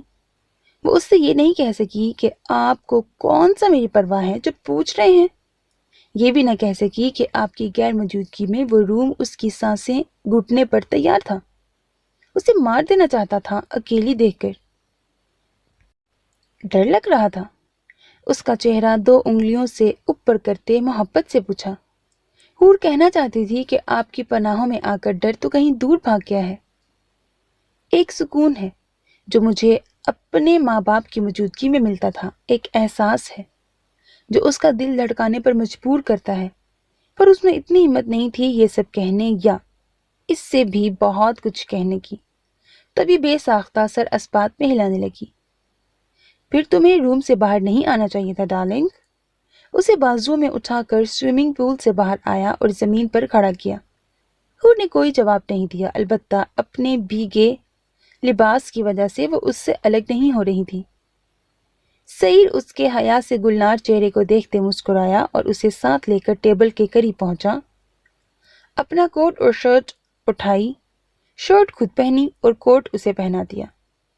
ایک پل کو اس کی نظروں نے بغاوت کی، پر اس نے سختی سے اپنی نظروں پر پہرے بٹھا دیے اور اسے اپنی باہوں میں اٹھا لیا۔ تمہیں چوٹ آ سکتی تھی، سیڑھیاں چڑھتے وہ بولا، پر حور خاموش ہی رہی۔ ہاں یہ تو سچ تھا، اسے چوٹ بھی آ سکتی تھی، پر کیا کرتی جب دل اس کے بغیر روم میں رہنا ہی نہیں چاہتا تھا۔ روم میں آ کر اسے نیچے اتارا تو حور دونوں ہاتھوں سے کوٹ کو پکڑ گئی، جو کافی کھلا اور لمبا تھا کہ گھٹنوں تک آ رہا تھا۔ سعید نے آگے بڑھ کر وارڈروب سے اس کا ڈریس نکالا اور اس کے ہاتھ میں تھمایا۔ تم چینج کرو، میں موبائل اور جوتے لے کر آتا ہوں۔ اس کی گال تک تپا کر وہ کہتے واپس باہر جانے لگا۔ اس کی غیر موجودگی محسوس کرتے حور نے گہرا سانس بھر کر کوٹ اتارا اور نیچے رکھا، اپنے سارے بال سمیٹ کر آگے کیے اور اپنی شرٹ کی زپ کو بند کرنے لگی، جو کافی مشکل تھی کہ دفعتاً پیچھے سے انگلیوں کے لمس کو محسوس کرتی اس کی آنکھیں پھٹ گئیں اور منہ پر ہاتھ جمائے۔ سعید آپ، اس سے بولا نہ گیا اور چہرہ تپ کر سرخ انگارہ ہو گیا۔ وہ گھبرا کر دور ہوئی کہ پاؤں میں اپنے نیچے پڑے کپڑوں سے الجھ کر گرنے ہی والی تھی کہ ایک دم سعید نے آگے بڑھ کر اسے تھاما۔ وہ آہ کرتی لمبے لمبے سانس لینے لگی جو اس صورتحال سے بھول گیا تھا۔ سعید نے اپنی انگلی اس کے کانپتے لبوں پر رکھی۔ حور سر ہلا کر خود اپنی آنکھیں میچ گئی تو سعید نے اسے اپنے پاؤں پر کھڑا کیا۔ وہ آہستہ سے دور ہوئی اور چلتی گئی کہ پھر سے ٹھوکر کھا کر گرنے والی ہوئی کہ ایک بار پھر اس نے کمر سے پکڑ کر تھاما اسے۔ وہ بد حواس سی تھی، سمجھ نہیں آ رہا تھا کہ کیا کرے، کیا ہو رہا ہے۔ کچھ نہ سمجھ آتے اس نے سعید کے سینے میں ہی منہ چھپا لیا۔ ناشتے میں کیا لوگی؟ اس کے بھیگے بالوں پر ہاتھ پھیرتے اسے اپنے ساتھ لگائے کھڑے وہ اس سے پوچھنے لگا۔ کچھ بھی۔ اس کی شرٹ کے بٹن پر انگلی رکھتے وہ ہکلائی۔ آپ رات کو کہاں تھے؟ وہ خود ہی خاموشی سے خفا ہوئی۔ کچھ کام سے گیا تھا شہر سے باہر۔ اسے اپنے ساتھ لے کر وہ بیڈ پر آیا۔ تم بتاؤ کیا کیا سارا دن؟ موبائل ٹیبل پر رکھتے مسکرا کر وہ بولا تو وہ منہ بنا گئی۔ کیا کر سکتی ہوں، بور ہوتی رہتی ہوں۔ اس کا منہ پھول گیا۔ سعید کی نظر اس کے ناخن پر گئی جہاں بلیک نیل پینٹ لگائی گئی تھی۔ یہ کیوں لگائی ہے؟ غصے سے اس کے دونوں ہاتھ کی انگلیاں اوپر کی۔ یہ اچھے لگ رہے ہیں نا میرے ہاتھ؟ وہ خوش ہوتی بغیر اس کے غصے بھری آواز پر دھیان دیے اپنی ہی رو میں بولی۔ سعید نے لب بھینچ کر اپنے ناخن سے اسے کھرچنے لگا جو بہت مشکل تھی اتارنا۔ یہ اترے گا نہیں کلر۔ وہ پانی لے کر آیا اور اس کی انگلیاں ڈبو کر اسے اتارنے لگا جو ناممکن تھا۔ حور خاموشی سے بیٹھی تھی۔ کیسے اترے گا؟ اب وہ سرد آواز میں بولا۔ اسے نفرت تھی بناوٹ سے۔ اسے اپنی عین ویسی ہی اچھی لگتی تھی جیسی تھی، نہ کہ یہ رنگ شنگ لگا کر۔ معصوم کی بجائے سفید گلابی ہاتھ پر بلیک پینٹ باہر کی لڑکیوں سے مشابہت کھا رہے تھے۔ مجھے نہیں معلوم، نور اور مسکان کو پتا ہوگا۔ شاید نیل پالش ریموور سے۔ ایک نیل دانتوں کے بیچ رکھتے اس نے بتایا تو اس کی حرکت پر سعید نے اسے گھورا۔ کیا کر رہی ہو؟ اس کا ہاتھ ایک دم پکڑا اور اپنے ہاتھوں میں لے لیا۔ منہ میں مت ڈالنا، میں ریموور لے کر آتا ہوں، وہ کہتا اٹھا اور جلدی کپڑے چینج کرتے باہر نکلا۔ سیڑھیاں اترتا وہ چل کر مسکان کے روم کے سامنے آتے نوک کرنے لگا۔ لڑکی باہر نکلو۔ مسکان جو بیڈ پر بیٹھی لیپ ٹاپ چلا رہی تھی جو اسے عارف نے چلانا سکھایا تھا، نوک ہونے پر اسے سائڈ پر رکھتی اٹھی۔ ریموور دو، غصے سے گھورتے سعید نے کہا۔ کیسا ریموور؟ مسکان حیرت سے ابرو اچکاتی بولی۔ این کے ناخن پر لگے پینٹ کا ریموور، وہ کہتا اندر گھس آیا اور مسکان سمجھتی اپنی مسکراہٹ روکنے لگی۔ ڈریسنگ ٹیبل پر رکھے مختلف میک اپ کی اشیاء کو دیکھتے وہ ان میں سے ریموور ڈھونڈنے لگا کہ اس کی نظر بلیک نیل پالش پر گئی۔ غصے سے دانت پیس کر اس نے ایک نظر دیکھتے مسکان کی جانب مڑا جو اسے ہی دیکھ رہی تھی۔ کہاں ہے وہ غصے سے گرایا۔ دے رہی ہوں، منہ بنا کر کہتی وہ دراز سے نکال کر اس کے سامنے کرنے لگی تو جھپٹ کر غصے سے سعید نے اس کے ہاتھ سے لیا اور دوسرا ہاتھ پھیر کر ٹیبل سے سب کچھ نیچے گرا دیا۔ کھپڑدار، آئندہ ایسی کوئی چیز اسے لگائی تو۔ انگلی سے وارن کرتا وہ دھب دھب کرتا نکلا۔ پیچھے مسکان جو سکتے میں کھڑی تھی مٹھیاں بھینچ گئی۔ مینٹل انسان، ایکس رے کرتا دیکھتا ہے بیوی کو، وہ پیچھے سے نیچی آواز میں چیختی اپنے ٹوٹے پھوٹے میک اپ کے سامان کو اٹھانے لگی۔ سعید، اچھے نہیں لگ رہے۔ انگلیوں سے نیل پالش اتارتے ہوئے وہ سعید سے بولی، تم جیسی ہو ویسی اچھی لگتی ہو، یہ گند مت لگایا کرو۔ نیلز صاف کرنے کے بعد وہ نیل کٹر سے نیلز کاٹنے لگا۔ حور کا چہرہ گلابی پڑ گیا۔ ایسے ہی اسے جیسے یقین نہ آیا، تبھی سرگوشی میں بولی، کیوں، شک ہے کوئی؟ انگلیاں پانی میں ڈبو کر صاف کرتے اس نے ابرو اچکائے۔ حور نے بے ساختہ نفی میں سر ہلایا تو اس کے لبوں پر تبسم پھیلا۔ گڈ، ہونا بھی نہیں چاہیے میرا بچہ۔ وہ اٹھا اور ریموور اور باقی کی چیزیں ڈسٹ بن میں ڈالے۔ پھر اس کا چینج کیا ڈریس اٹھا کر باقی کے ڈریس کے ساتھ رکھے، ساتھ اپنا بھی۔ ناشتہ کرنے کے بعد وہ واپس روم میں آیا اور اسے اپنے ساتھ لے کر بیڈ پر لیٹ گیا۔ حور اس کے بازوؤں میں پڑی تھی اور سعید آنکھیں موندے سونے لگا تھا۔ وہ مسکراتی اپنی انگلی اس کی ناک کے قریب رکھتی اس کی سانسوں کو انگلی پر محسوس کرنے لگی کہ مونچھوں کی چبھن پر اس نے انہیں چھوا اور پھر بے ساختہ ہی انگلی سعید کے لبوں پر رکھی۔ اس کے لمس پر سعید نے آنکھیں کھولیں اور اس کے مسکراتے چہرے کو دیکھا۔ اس کے ڈمپل مزید نمایاں ہو رہے تھے جب وہ اس کی مونچھوں کو چھو رہی تھی۔ سعید نے آہستہ سے منہ کھولا تو حور کی انگلی اس کے منہ میں چلی گئی۔ وہ چونکی، پر تب تک سعید اس پر اپنے دانتوں کا دباؤ دے چکا تھا۔ اس کے منہ سے سسکی نکلی۔ سونے دو پھر۔ گال پر لب رکھتے وہ پیچھے ہٹا تو حور اپنی آنکھیں مسلنے لگی۔ بہت برے ہیں آپ، وہ منہ بنا کر کہتی اٹھنے لگی کہ سعید نے گرفت مضبوط کر دی اور وہ بے بس ہو کر اسی کی گرفت میں آ کر رہ گئی۔ اپنا موبائل دیں، مجھے سانگ سننے ہیں۔ اس کے مانگنے پر سعید نے سائڈ ٹیبل پر رکھا اپنا موبائل اٹھایا اور ساتھ ہینڈ فری بھی، اور موبائل سے کنیکٹ کرتے اس کے کان میں لگایا اور خود واپس لیٹ گیا۔ حور مسکراتی اس کے سینے پر سر رکھ کر لیٹ گئی۔ ایک ہاتھ میں موبائل تھا اور دوسرا سعید کے بالوں میں۔ وہ اس کے بالوں سے کھیلتی گانے سننے لگی تو سعید مسکرا کر اپنی پیاری اور چھوٹی سی دنیا کو دیکھتا آنکھیں موند گیا۔ الوی ہاؤس میں اس وقت ڈائننگ ٹیبل پر کمال صاحب، آسیہ بیگم اور نور العین داد موجود تھے۔ ساتھ نرگس بی بھی تھیں، جو تھیں تو ایک ملازمہ، پر جمال صاحب اور مشل بی بی کے بعد ان کی ماں کے درجے پر آ گئی تھیں اور ان کا مقام بھی وہی تھا۔ نور العین نوالا منہ میں ڈالتی جوس کا گلاس اٹھانے لگی کہ اسی پل داد نے بھی ہاتھ بڑھایا۔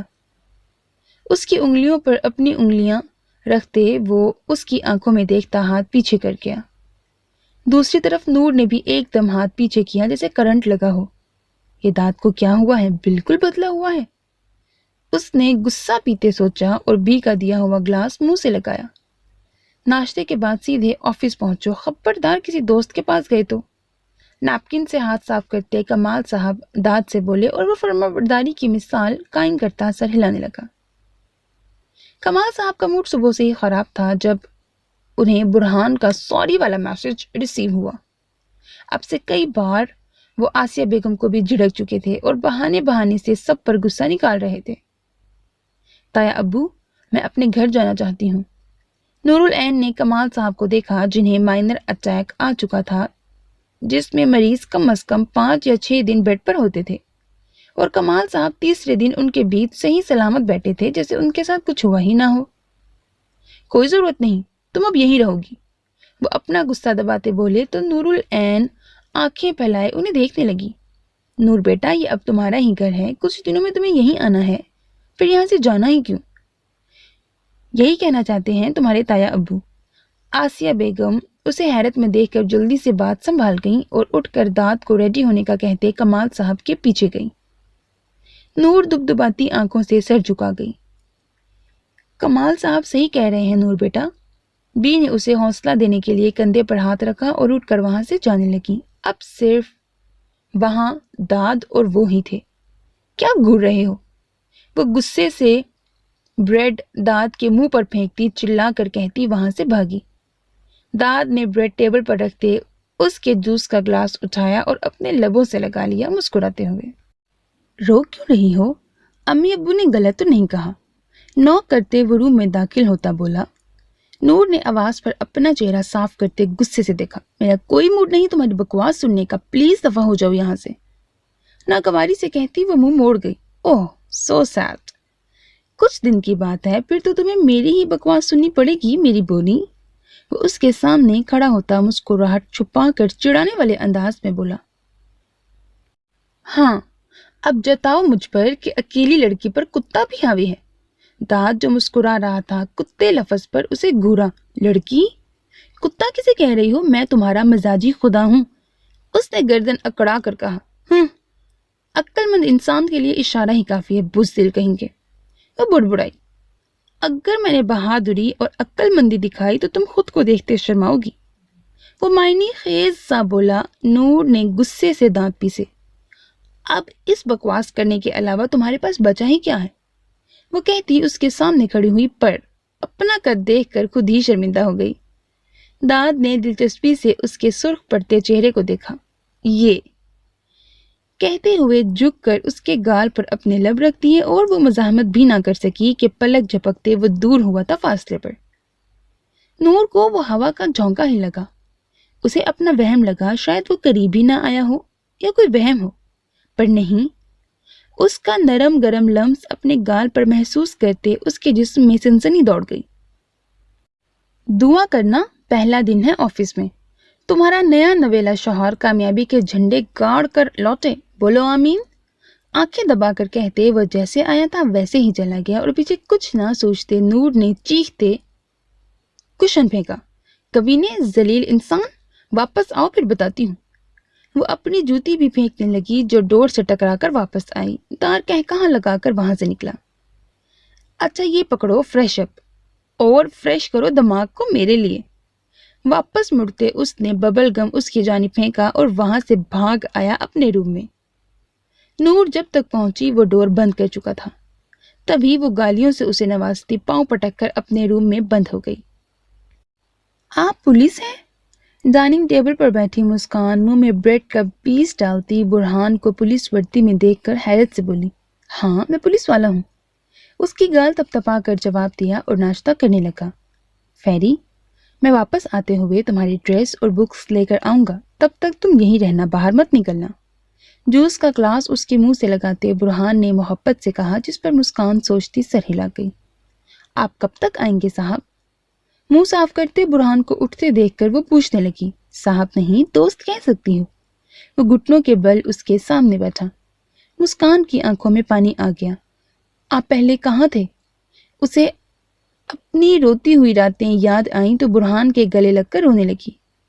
बुरहान के पास कोई जवाब ना था देने को। चलो शाबाश, रोना बंद करो और मुझे अल्लाह हाफिज कहो। उसका चेहरा साफ करते वो मुस्कुराने लगा। वो शर्मा गई, जिस पर बुरहान कहकहा लगा उठा। फेरी शर्माती भी है भई, शरारत से बोला तो वो हंस पड़ी। साहब ऐसे न कहीं, मुझे सच में शर्म आती है। वो खिलखिलाई तो बुरहान का कहकहा जानदार था। अरे पर मैंने तो कुछ कहा ही नहीं है। बुरहान हंसते हुए अनजान हुआ तो वो उसे देखने लगी। साहब अम्मा के लिए फ्रूट्स ला देंगे? वो सिक्के सामने करती मासूमियत से बोली। बेटा जहां आपकी अम्मी अब्बू है ना वहां। अच्छा नहीं, अपने पास संभाल कर रख लो, जब हम वापस जाएंगे तो लेकर चलेंगे। उसने उसकी मासूम शक्ल देखकर वो कह ना सका कि तुम्हारे अम्मी अब्बू जहां हैं वहां हम नहीं जा सकते। और हाँ, ये आखिरी बार था साहब, अब सिर्फ दोस्त कहोगी क्योंकि मेरे पास कोई फ्रेंड नहीं, बिल्कुल अकेला हूं। वो मायूस हुआ, जिस पर मुस्कान को हंसी आ गई। इतने लोग मौजूद हैं, आप अकेले कैसे हुए? उसके साथ रूम की तरफ जाती वो मुंह बनाकर बोली। ये मेरे दोस्त थोड़ी हैं, ये तो अपनी ड्यूटी कर रहे हैं। मुझे एक दोस्त चाहिए जो मेरे साथ रहे। उसे सोफे पर बिठाकर वो साथ बैठा तो मुस्कान उसकी शक्ल देखने लगी। पर मुझे तो जाना है अपनी अम्मी अब्बू के पास। वो उसके मजबूत हाथ में अपना छोटा सा हाथ रखकर बोली। बुरहान ने एक गहरा सांस भरा। देखो फेरी, तुम्हारे मामा बाबा गए हैं जहां, वहां हम लोग नहीं जा सकते, और जो लोग जाते हैं वो वापस नहीं आते क्योंकि वो अल्लाह के पास हैं जहां हमें जाने की इजाज़त नहीं, और जब इजाज़त मिलती है तो हम जाते हैं, ऐसे नहीं जाते, क्योंकि वो अपनी मर्जी से बुलाता है सबको। उसका चेहरा अपने हाथों के प्याले में भरकर वो मोहब्बत से धीरे धीरे बताने लगा। मुस्कान की आंखों में आंसू आ गए। क्या मुझे इजाज़त नहीं दे सकता अल्लाह? मुझे अपने अम्मी अब्बू के साथ रहना है, जैसे रिजू मामू और मामी के साथ रहता है। मुझे भी ईद पर कपड़े ईदी चाहिए बाबा से। मेरे पास गुड़िया नहीं, किताबें नहीं, कुछ भी नहीं। मामी मारती हैं, खाना नहीं देती, फिर भी अल्लाह मुझे इजाज़त नहीं देंगे। वो तो सब कुछ देखते हैं, मुझे भी देख रहे होंगे, फिर भी इजाज़त नहीं देंगे। वो कह रही थी और बुरहान सब से सुन रहा था। मुझे मामू मामी के पास नहीं जाना साहब, वो मारेंगे, फिर घर से भागने पर।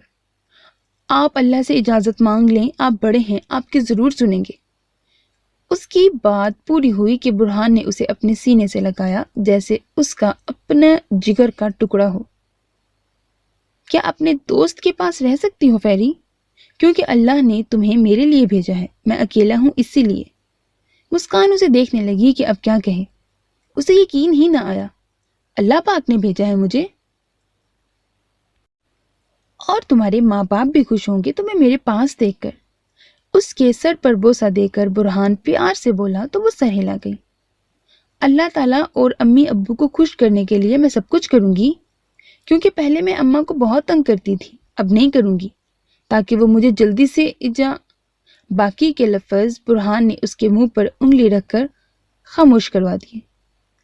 घर में ही रहना और चाहे तो पूरा घर देखना, एक मुलाजमा मौजूद है, वो तुम्हें दिखा देगी। अपना ख्याल रखना अपने दोस्त के लिए। मैं जल्द ही वापस आऊंगा। उसके रुखसार तपतपा कर वो खड़ा हुआ तो मुस्कान मुस्कुराती आंखों से उसे देखने लगी। साहब, दूसरे साहब तो बहुत कड़क होते हैं, आप इतनी नरम कैसे हैं? मेरा मतलब दूसरे पुलिस वाले बहुत तेज होते हैं, पर आपने अब तक तेज आवाज में बात भी नहीं की, क्यों?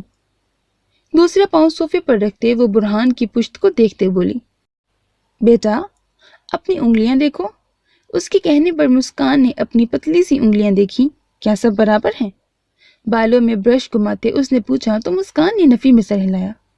इसी तरह सब पुलिस वाले भी एक जैसे नहीं होते, हर किसी का मिजाज अलग होता है। कोई इंसान तेज तबीयत का मालिक होता है तो कोई नरम। वो मुस्कुराता रेडी होकर बोला तो वो समझती हुई सर हिला गई। आज ऐसे ही बोर होते दिन गुजारो, शाम को शॉपिंग पर चलेंगे। वो मुस्कुराते बोला तो मुस्कान हंस पड़ी। फी अमानिल्लाह। डोर पर आकर वो पीछे से बोली तो बुरहान ने मुड़कर उसे देखा। किस नेकी के बदले उसे रब पाक ने प्यारी सी एंजल भेजी है वो समझ न सका। اور مسکراہٹ پاس کرتے सीढ़ियां उतरते सीधा किचन में आया और वहां मौजूद मुलाजमा को चंद हदायत देते और मुस्कान का ख्याल रखने की ताकीद करते वहां से निकला और गाड़ी में बैठा। गार्ड्स को भी सख्त पहरादारी का कहा कि कहीं वो चली न जाए, ना समझ थी अभी, एक दरिंदे से बचकर दूसरे के मुंह में न आ जाए, क्योंकि दुनिया भरी पड़ी है ऐसे हैवानों से जो ताक में होते हैं कि कहीं से कोई मासूम उनका शिकार बन जाए। एसपी की गाड़ी से निकलते पीछे गेट बंद कर दिया गया। माजी, तुम कौन सा फ्लेवर लोगी हूर? नूर ने पास खड़ी हूर से पूछा। जमाल साहब, मिशेल, नूर और हूर चारों रात के इस वक्त आइसक्रीम पार्लर में थे। चॉकलेट, वो मुस्कुराती बोली तो जमाल साहब सर हिलाकर काउंटर की तरफ गए। पापा वॉक करें फिर खाएंगे, हूर ने आइसक्रीम पकड़ते कहा, जिसका आइडिया सबको पसंद आया। ठीक कह रही है पापा, चलते हुए खाते हैं, कितना मजा आएगा, नूर ने भी तायद की। चलो, जब मेरी दोनों परियां खुश हैं तो हमें क्या एतराज हो सकता है, उठो भाई, वो हूर को उठाते हुए बोले तो मिशेल बेगम और नूर भी साथ उठी। अभी वो डोर तक भी नहीं पहुंचे थे कि अचानक वहां चीखो पुकार मच गई। क्या हुआ पापा, लोग क्यों चीख रहे हैं? हूर ने आवाज पर अपने बाप का सख्ती से हाथ पकड़ा कि अचानक आइसक्रीम पार्लर से भागते लोगों की छीना झपटी पर वो दूर जा गिरी। हूर, नूर के मुंह से चीख निकली। जमाल साहब की नजरें काउंटर पर मौजूद ब्लैक हुडी में उस आदमी के हाथ में मौजूद सफेद चमकते खंजर को काउंटर वाले आदमी के गले पर धरते देखा और वो उस पर झुका कुछ कह रहा था। इस मंजर पर वो साकित हो गए। तुम दोनों निकलो बाहर, जमाल साहब ने मिशेल और नूर को बाहर जाने का कहा, पर जमाल, खौफजदा सी आवाज मिशेल के गले से निकली। वो भी काउंटर वाला मंजर देख चुकी थी। जाओ, वो धाड़े तो मिशेल नाचार नूर का हाथ पकड़कर वहां से निकली। ये वो अवाम थी जो मिलकर मुकाबला करने की बजाय खौफो हरास से एक दूसरे को कुचलकर भागती थी। हुरुल ऐन सब वहां से निकल चुके थे और अब सिर्फ वहां कुछ लोगों के साथ वो आदमी और आइसक्रीम पार्लर के वेटर्स की लाशें पड़ी थीं। हूर गिरने से वहशत ज़दा होकर उठी और संभल कर खड़ी हुई। अपने बाप की आवाज पर उसका सांस बहाल हुआ और ना वो समझ नहीं पा रही थी कि क्या हो गया है अचानक। ब्लैक किंग को इनकार करने का अंजाम अब देखो तुम, जमान ने कहते सईद को इशारा किया, जिसने उस आदमी के गले पर खंजर खोंप दिया। एक बुलंद चीख उस आदमी के मुंह से निकली और खून फवारों की सूरत में बुलंद हुआ। उसने चेहरा सीधा करके मुंह खोलते उसमें खंजर डाला और सीधा चीरता गया उसके सीने तक। उसकी ताकत 100 मर्दों के बराबर थी और वार हजारों के। उसे जो ट्रेनिंग दी गई थी, जिसमें उसके उज़ू को चीर कर जैसे जोड़ा था, फिर भी वो जिंदा था, बीस्ट बनकर। रात में उस पर जुल्म होते तो दिन में वो सब पर जुल्म करता। इस तरह से चलते उसमें जो जरा सा रहम था वो भी नोच कर निकाल दिया गया था कि अब वो सिर्फ एक पत्थर का बुत और हैवान था जिसे सिर्फ मारना, खून बहाना ही आता था। खौफ और दहशत उसकी थी, नाम उसका था, पर हुकूमत ब्लैक किंग की थी जिसका वो पालतू दरिंदा था। पापा, हूर ने डरते डरते पुकारा। जमाल साहब जो साकित खड़े थे आवाज पर मुड़े और उसके साथ जमान की भी नजरें। उसकी चादर कहीं गिर गई थी और अब वो बगैर चादर के कांपती खड़ी यहाँ वहां देख रही थी। चलो, बीस्ट ने उसके टुकड़ों को काउंटर पर छोड़कर जमान से कहा कि उसकी साकित नजरें देखकर वो आगे बढ़ गया। रुको बीस्ट, उसकी आवाज पर जाते हुए सईद के कदम थमे। उसके सामने ही वो कांपती घबराई लड़की खड़ी थी। इसे उठाओ, उसने देख लिया है तुम्हें, वो पीछे से बोला तो सईद ने अपनी बूढ़ी आंखें उस बेरंग आंखों पर टिकाई जो हर जज्बे से खाली थीं। जमाल साहब ने उठाओ लफ्ज पर आगे बढ़कर अपनी बेटी को खुद में छुपाया। नहीं बीस्ट, हमने कुछ नहीं देखा। बाकी लोगों की तरह वो भी खुद गर्ज हो गए थे और अपनी फैमिली पर जान देते थे। तभी घबरा कर वो बोले और हूर को लेकर वहां से भागे। तुमने पकड़ा क्यों नहीं उसे? वो तुम्हारे सामने खड़ी थी, उसने तुम्हें देख लिया था। जमान उस आदमी के ले जाने पर सईद पर धाड़ा था। वो अंधी थी, सर्द आवाज में कहता वो वहां से निकला और जमान की नजरों में वो हुस्न का पेकर घूमा। अंधी नहीं, वो अंधा करने वाली थी, बेवकूफ। वो बुड़बुड़ाता सईद के पीछे आया, पर जाते हुए उस गाड़ी का नंबर नोट करना नहीं भूला था।